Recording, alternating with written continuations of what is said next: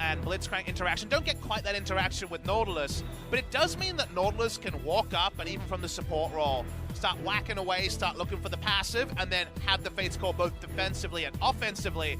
Pyke top is something that I knew we would see early. I think Khan will play it for sure on SKT side Absolutely. to work out some demons Yes. from MSI, and we're going to see Kingen jump on it. If you're wondering about Kingen and Umti playing, if you look at solo queue, both these guys are highly ranked. Hard to track some of the KT solo queue accounts because some of them are on different names, but I reckon this is probably a recognition of both solo rank and also scrim performance.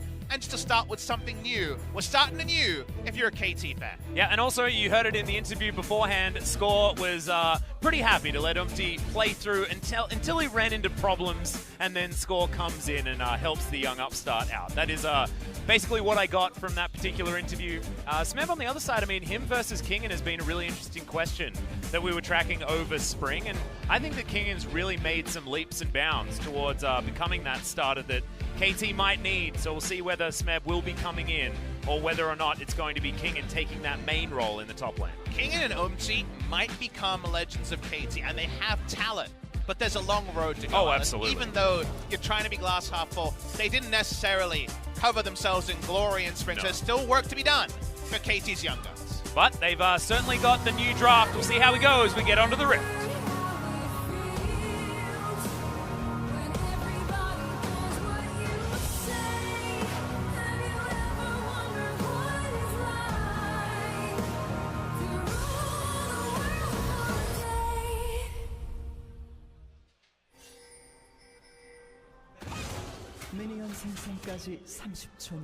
I got chills, Papa Smithy. I was waiting for some cheers, but we haven't got any yet.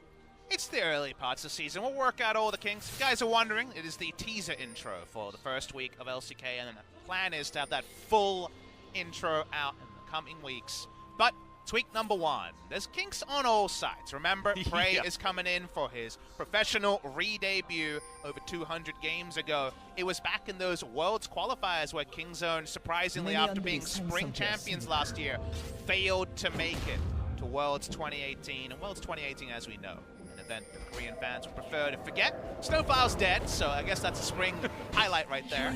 Normally you do that in the fountain, though, so he decides to go for a bit of a walk before he surrenders himself to the grave. I can respect that.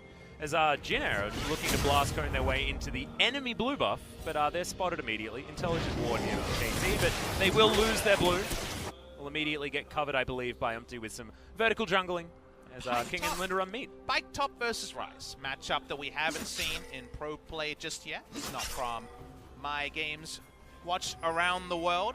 I was actually going to talk about this because it's similar to what you were talking about with Tahm Kench. With the shields that Ryze gets, you can ignore that with your death from below as well. So see, the issue theoretically is, though, could work. chip damage is something that Pyke is very easily able to shrug off because you just disengage from the screen and come back in, especially if you're under turret. So against Ken and Jace auto attackers, I like the Pyke top a lot. Remember that Ryze has a lot of burst, and he's also able to instantly root you on command. And the best counter pick we've seen so far against this top lane Pyke has actually been Camille top. Well, I believe in the LPL very recently, because you just have that very long-range access with hard crowd control. You just can guarantee that he can't death from below all over the place in a team fight. You put him in a cage, Pop. Maybe that's what you do. And guess what? It's a prison, literally. It's Yep. Rune prison. So there's actually a real chance that this could be a very tricky matchup for King in the top side. No health building on this Pyke. The Hex Drinker probably have to come in pretty early.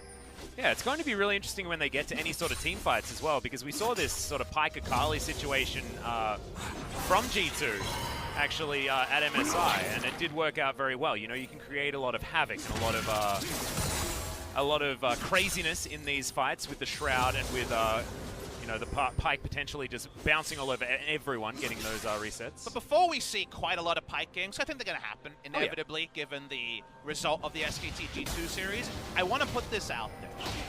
My biggest worry for Korean teams learning from the losses at MSI is that they said, oh wait, we don't play Pyke, let's pick up Pyke.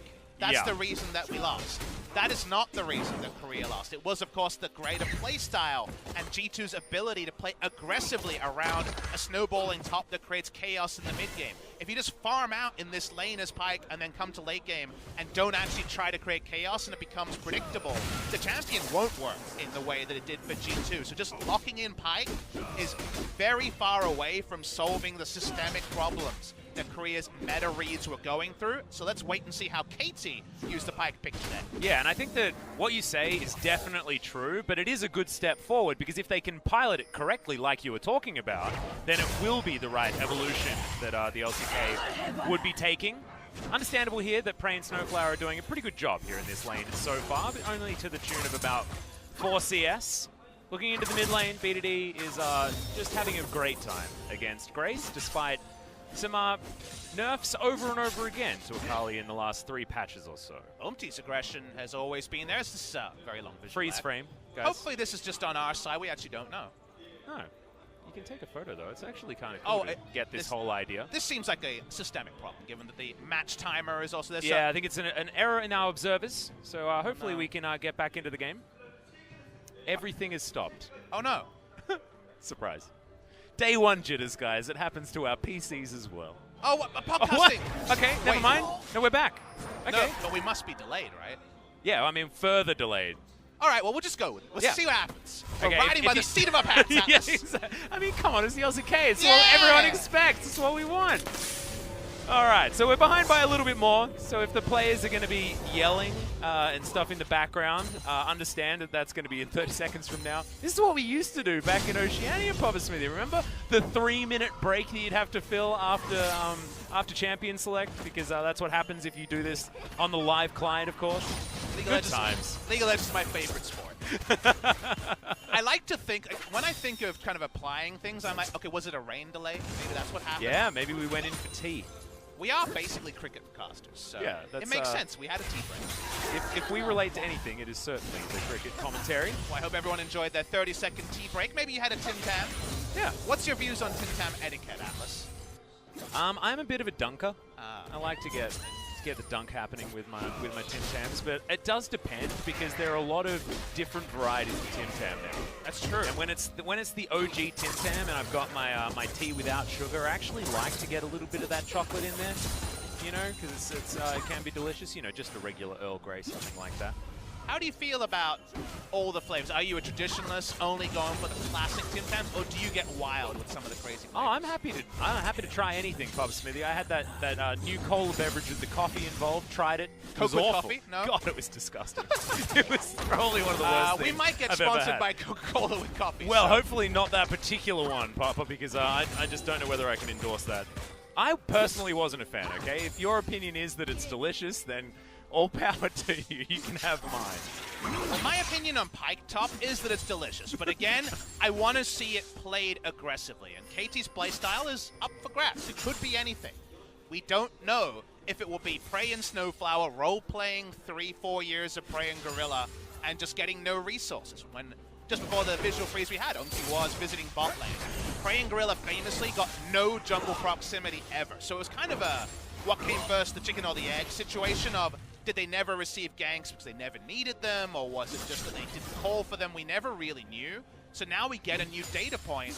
We won't get it all judged from today, as Olaf does control top side, so for now Pyke going to largely be playing on the back foot. Well, we'll see whether Lee Sin's also going to be playing on the back foot because his red buff is under fire at the moment, as Malrung is just going to wander on in there. No vision available from KT, so they're in the dark, quite literally, when it comes to where Malrung is on this map. Still pushing up on the bottom side, though, as Tyr has been picked up here from root bottom side. Bit of an awkward back timing, though, because I haven't seen Tyr burst for a long time. We almost never see it in pro play. If you're coming back after a long break, just like Prey, you might wonder, what are we talking about? Every Ezreal builds Tyr, and you're right. But the big takeaway is it's usually Sheen first against lanes with kill threat, and I think Kalista Nautilus on the kill threat scale. So I think it's pretty bold. Seismic Shove comes in. He's going to be used here from B2D and has to ult in order to get his way out. The perfect execution. That's not exactly the perfect use of that ability in the mid lane. Now, it's a long cooldown, so on a simple level, you're drawing out a long cooldown, you're relieving pressure from the clear, but actually on a bigger level, Atlas, Now it's Olaf with first roam from the jungle, given the jungle matchup, and it's Talia with a global. So actually the side lanes are the one who probably have the most pressure put on them on the side of KT, because yes, Grace has pressure relieved. Suddenly, that all-in with the Berserker Grease rush is now more risky if Talia ever leaves mid lane. And we haven't actually spoken about this as well. These team compositions as a whole, we've spoken a lot about the lanes, how things are going to work, but moving into late game, we've actually got triple global and an Olaf. And we've got Olaf delivery system from 2 of the other laners here on Jin Air's side. Abyssal Voyage now has a much larger range actually in later ranks as well as we move into that late game. But it has a really small range at the rank that the Tahm Kench is. Level for the most 6, part you of the game. may as well like not level it. Like Tahm Kench doesn't hit 16 where it's like broken levels of range. It's insane range. It is crazy. Tahm Kench. That's only relevant for top lane Tahm Kench. For support Tahm Kench that often doesn't reach level 16, it's pretty much nerfed in most realistic scenarios. Many people will know, but his W now grounds as if you feasted an enemy champion, so it's in your belly, you can't flash. It is defensively only really for popping a single CC from the enemy. KT just kind of run at the Drake here. They've got the Kalista, they got the setup. Can Jin Air respond, or do Jin Air want to respond? Yeah, first roam from B2D, but also bringing Kingen down here as they start the fight. The kickback there is onto Kellen. Heal comes out, he flashes his prey. He's on his own, but meanwhile in the backline, Grace, great shove. He's gonna burn down, but not down far enough. And the Mountain Drake will be all KT will be able to get. Adorable fight though, and very lucky that Jin Air managed to survive.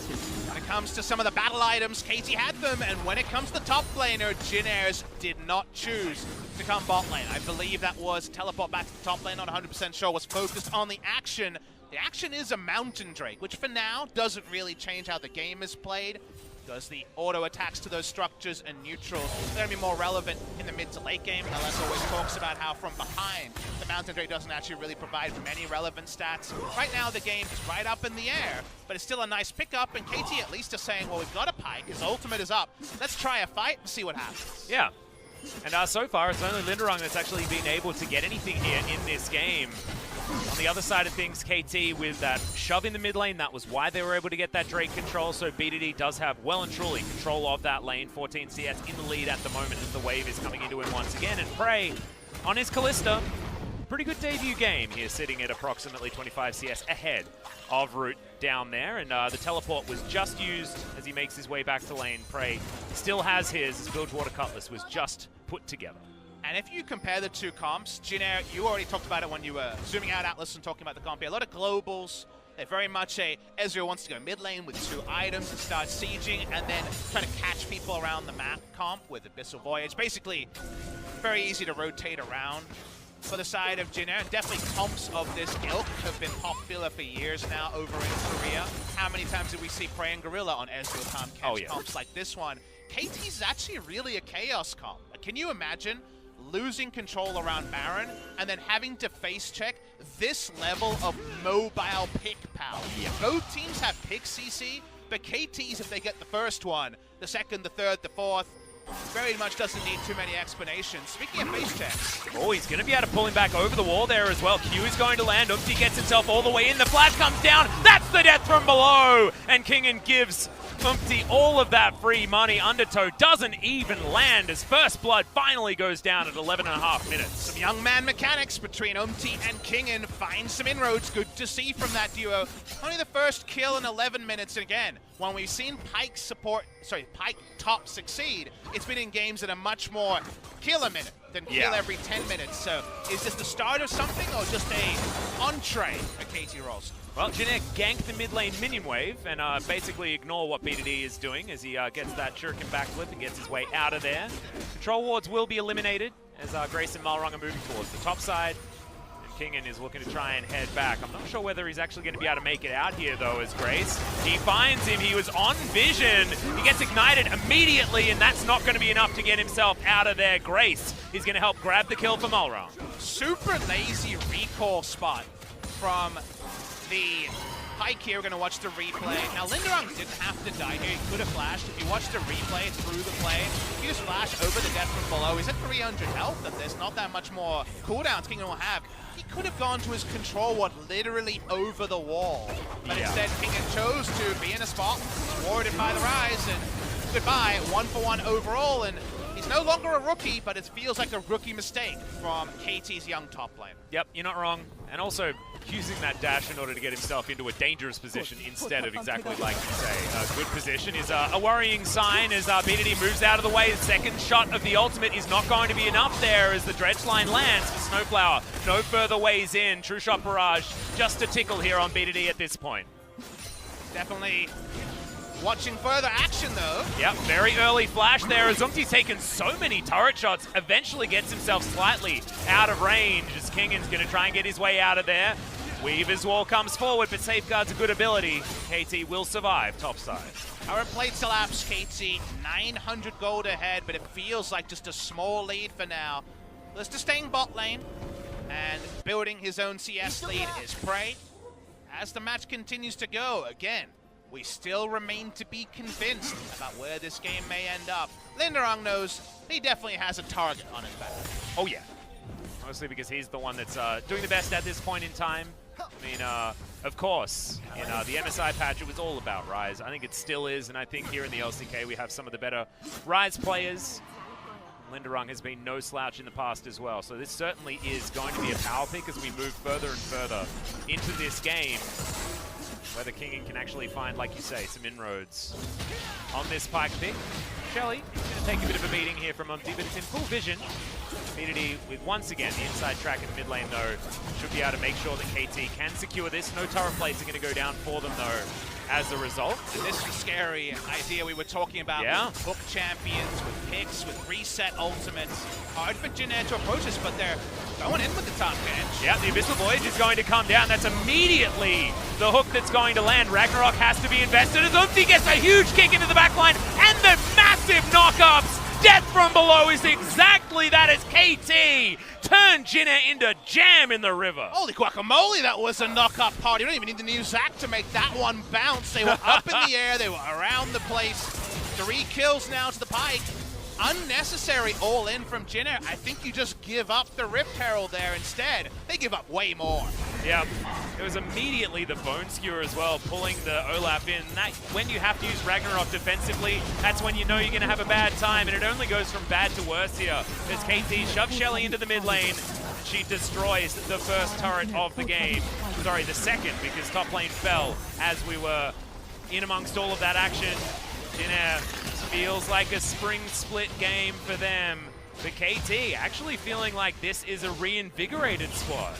Watching the replay, and we talked earlier about if you lose vision control against this KT pick top, it's going to be scary stuff. They all in, don't get the smite, which again, the Rift Herald was very well defended by KT, and then look at this engage.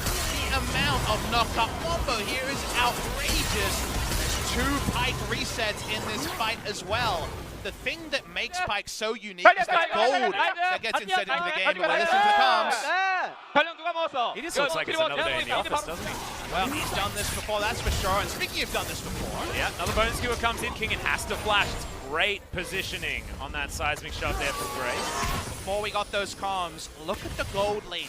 This is Pyke. This is the fact that you get that full gold on an ally.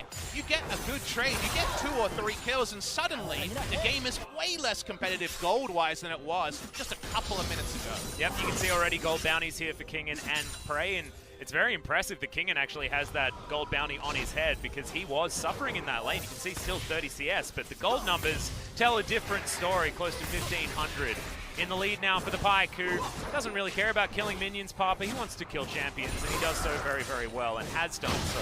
The last couple of fights very nicely. 6,000 gold is the approaching advantage as KT look for their second dragon. And I think Jin Air needs to go costume shopping really soon. They need watches. The stopwatches in this game are so important. They have none on their side.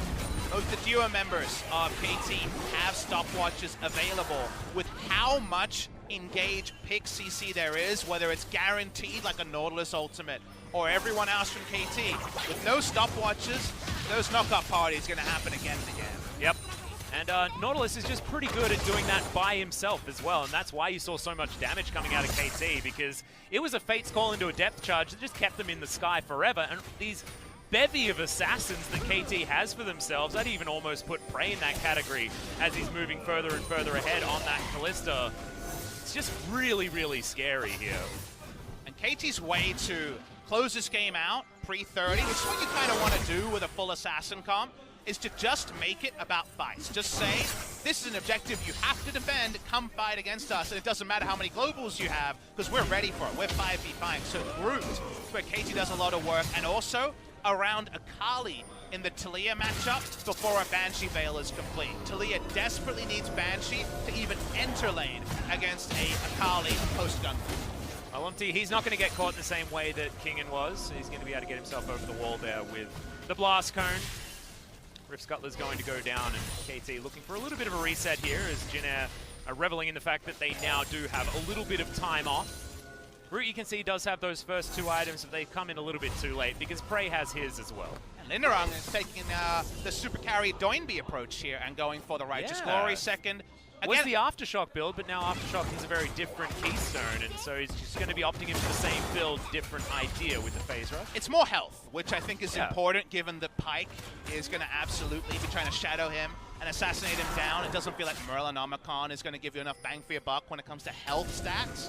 And I think there's no problem with damage output on either side. Both teams have a lot of damage, Jin Air and KT. Both teams can pick one person really, really fast, so I have no problems with Righteous Glory to get those first picks. Well, 10 seconds until the Baron is on the map. As we can see, KT being very aggressive here over this red spawn. It does come out, looks like Jin Air will have some control. There's another flash is gained there from Grace. Prey very quick on that trigger finger as he's going to be able to steal away the red buff, safeguards his way out. And KT say thanks for the leash. 4-1 was even abated there. It's going to be the Akali walking down to make it the full 5-man invade. With this much pick CC, with some of it guaranteed, you can actually group as 5 way more than most comps that are 4-1 or 1-3-1 that are afraid of not being able to hit that skill shot and thus lose out on minion wave pressure around the map. KT continue to make it about the now. They can find a Baron pre-30. The ways back in for Jin Air are so minimal. Yep, and also, if Jin Air find them doing a Baron, Prey just presses his E button at the right time and they are going to be able to secure it. Unti, speaking of securing, was able to lock down that Gromp there that was Grace was trying to steal away from him. It's definitely a comp where all 5 members from KT can turn as well. Oh yeah. Can solo turn. It doesn't require one person to turn, like an Orin comp, for example. But also Snowflower can stay out and play goalie for as long as he wants, and then Fate's Call protects him from any engage. Pretty much every player from KT can do that, though. Yeah, yes, well, the Nautilus true. is the most obvious one, but Callista Fate's Call. The Akali can make solo picks. The Lee Sin and Pyke don't need introductions, so when they're defending an objective, now that they're not getting rotated around the map by the globals of Jin Air, now that KT say, hey guys, we're playing over here, come to us, now it becomes very few options for Jin Air, and something like a Weaver's Wall is going to be needed to just probably turn around a defensive position that KT has around an objective. Exactly, and it feels like we're going to have Realm Walks being used basically as a hawk shot in order to try and see what's going on. I think gone are the times where Jin Air can utilize that to try and steal away a Baron or something like that. True Shot Barrage to spot, True Shot Barrage to steal, blue trinkets, Taliyah Wall. The Realm Warp actually has that ability as well. Yeah, that's what I said. But those are big cooldowns you have to use. The Snowfall's going to take a lot of free damage. And that's not what we were expecting this comp to be able to do, right? What we saw from this Jin Air composition was a lot of global and a lot of power as Prey 1 versus 4 was holding his own underneath that turret. A global comp wants to make the map bigger, and Assassin comp wants to make the map either about the 4-1 or just about teamfights where they are at. And whether they want to use the Akali or whether they want to make it out the teamfights, I feel like it's spoiled for choice from a Jin Air perspective, from a KT Rolster perspective. Yep, and 3 teleports as well here from KT, so able to answer some of that global with all of them up off cooldown and available right now. BDD pokes his head into the enemy blue side jungle. Will now continue this 1-3-1 as another Mountain Drake will hit the dust and KT just have full control. And it makes plan A of run at the Baron stronger. Oh yeah. Every Mountain Drake, so you're pretty happy to see that one. And it's going to be another Ocean, so the Drakes do go down in priority from here. Item completions, Righteous Glory is finally there for Linderung. Still no Banshee Veil, maybe not even a Banshee Veil on the way from Grace. it's only Akali, but unfortunately, you're very much saying, hey Akali, you push in the minions, I'll take them when you're ready. And that does mean that Akali gets a lot of ability to push topside, move to Baron, and increase the headaches for JAG Greenwings. Yep, Oblivion Orb is now done, so like you say, Merilanomicon will be coming in here. Or Grace most likely. King is going to dive on forward there as the Devour comes in, but you ain't walking very fast after that now. The death from below, he's going to get the reset. That's 2 for now. Can he find more? The answer looks to be no, but the Bone Skewer does land. Deepwater Dive is going to get Kingan's health back, and KT are thinking about Baron. That's perfect from Snowflower, did everything right, changed his focus onto the Tahm Kench instantly, and Tahm Kench ain't going nowhere with both the changes to the kit and also that scenario. TP into the minion wave here, JAG caught! Yep, and Snowflower does have to go gold, and BDD dives into the backline, gets the Shroud down as Malrong's going to go gold as well, but BDD, he's found Grace on the backhand, he's out of the fight. Malrong now finds himself 1v4, and Snowflower even survives. The back is going to come in, JAG can't do anything, and Baron will go to KT. Perfect play from KT in both scenarios. Desperate TP coming in, Ezreal ult to spot. Can JAG do anything? Yep, True Shot Barrage is going to come down, but Prey, he's got that E button. There is a smite from Umpty. This will be going to KT as Prey's trying to turn this one around. He's very, very low though, as Root does do some damage. The Baron does go to KT, but can JAG tidy up? The answer is most likely no, but Prey goes into the stopwatch. He dies eventually as Linderung has a lot of damage. Can KT finish him off? The answer is yes, because they're going gold at the clutchest times that you can, and it's only Kellen able to waddle his way out. No deaths in vain for KT. They pile on the gold, over 10,000 now. The Baron is secure, and it not being up on support and AD carry is far from the most significant thing. Watch the replay. Snowflower, who we just mentioned, did nothing in spring. He basically didn't play, it felt like. Comes in, changes target onto the Tahm Kench. We talked about the interaction. Death from below goes straight through that newly buffed Grey health. And then I love the TP timing here, because JAG were damned if they did, and damned if they didn't. Yep, and I think that Snowflower has just created more opportunity for himself in this one passage of play that he had the entirety of spring, right? Like, what do the best players in the world bring out of their teams? They bring up their teammates, and suddenly we're speaking fondly of Snowflower, something we couldn't do in 18 best of threes and a promotion tournament in the spring season. Prey does eventually go down, but his death is after all of this game has been, as far as we can tell, won by KT Rolster. Yep, absolutely amazing use of the stopwatch there from BDD and Prey in order to win that fight. Just playing around with aggro from their opponents, which is so important to do with a composition like this that does revolve around having a lot of damage, but not necessarily having a lot of health bars on your team. Kingan certainly very, very squishy on this fight, but played around that last couple of team fights really, really nicely, as KT have really ballooned this gold lead. It's 11,000.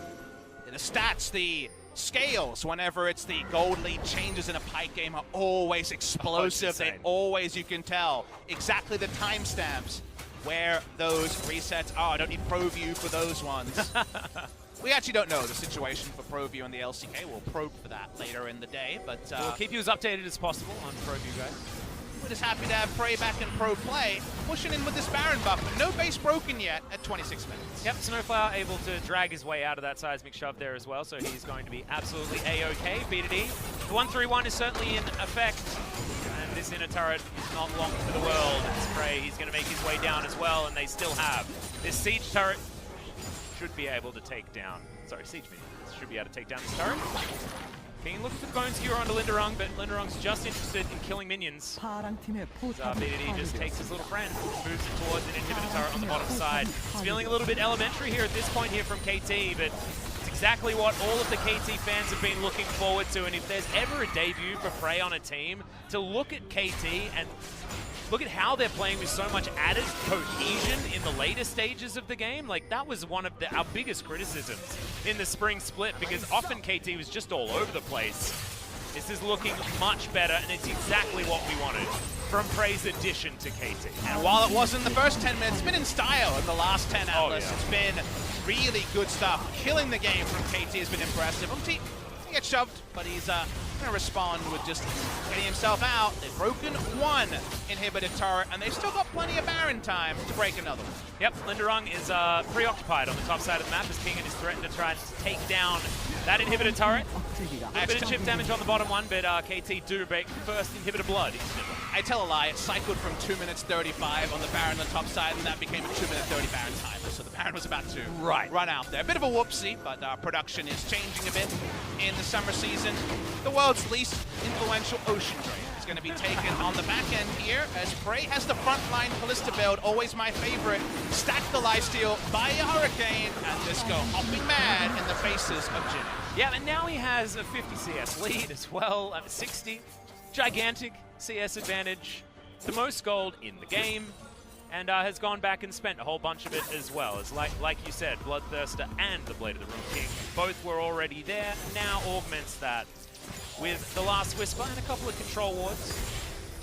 And Umti's having a really great time. He's this is when you know you're playing fun Lee Sin, because you've got the Black Cleaver into the GA build going on, and you get to sit on that BF sword for a little while. Reminds me of Umti popping off in the Kesper Cup when he was replacing Score when KT was re-debuting with their new roster, and Score wasn't feeling so well as well, so couldn't actually play during the Kesper Cup. Honestly, KT, just so forgettable in spring season. It was very clear early that they just wouldn't be relevant, as Kingen's fast. Yeah, he's really, really fast. Tries to one combo Grace, isn't quite able to, but he's able to cause a lot of ruckus on the top side.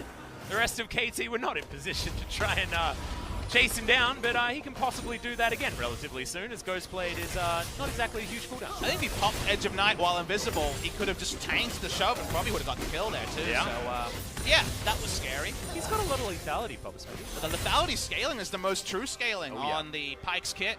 The AD and lethality was played around with many moons ago.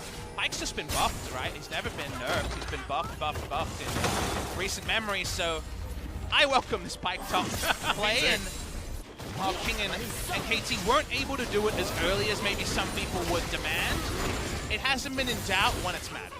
Yeah, exactly. And also, it's not like they've, I don't know, used it ineffectually, and also the slowness of the beginning of the game didn't play against KT. They just took what they wanted and continued the game on as we're looking for the flanks. Snowflower and Umti make their way in. BDD's already there though as Root. He's able to get himself out of the way. Fate's Call comes in. Prey just hopping around the backside of the fight. Grace, he's going to be the first one to go down. Root gets flashed on by Prey of all people. And then KT are able to dive back over the wall there as well. Linderung wonders where everyone disappeared to. And I'm sorry, sir, they've all gone into the death chamber. And Linderung, you may be following them even if you make it under your Nexus turrets. Flanks for the memories, even if they weren't so great for you, Jin Air. It's going to be the end of game number one. KT with Prey going to start up hot. Yep, they're still looking for Linderung, but these Nexus turrets are looking too juicy. KT, game number one of the summer split for 2019 looks way better than all that spring had to offer for them. This is not relegation, KT.